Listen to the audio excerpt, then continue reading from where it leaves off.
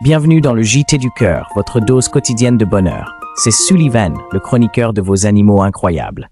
Aujourd'hui, un lien plus fort que la guerre elle-même, sourcé Forbes et ancien combattant Canada. Île de Wight, Angleterre. Un poulain vient au monde. On l'appelle Warrior. Le général Jack Seeley en tombe immédiatement amoureux.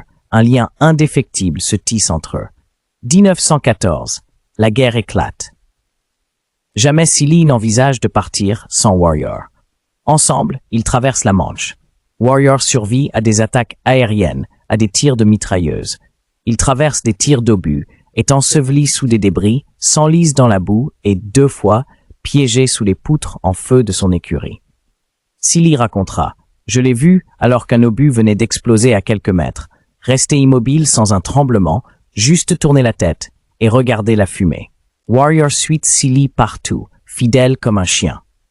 Un jour, Seeley monte un autre cheval. Un obus le frappe à sa place. Dès lors, les soldats considèrent Warrior comme un véritable porte-bonheur. Mars 1918. En France, leur brigade doit empêcher l'armée allemande de prendre une position stratégique. Seeley racontera « Warrior était étrangement excité. Toute trace de fatigue avait disparu. Ensemble, ils mènent la charge. Ce sera la dernière grande charge de cavalerie de la Première Guerre mondiale. De retour sur l'île de Wight, Warrior et Seeley vieillissent ensemble. Warrior remporte même une course locale. Seeley a alors 70 ans, Warrior 30 ans. Leur amitié ne faiblira jamais. De son vivant, Seeley tente de le faire décorer.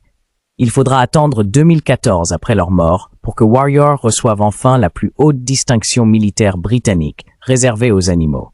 Moi, Sullivan, je vous conseille de lire le livre de Seeley, My Horse Warrior.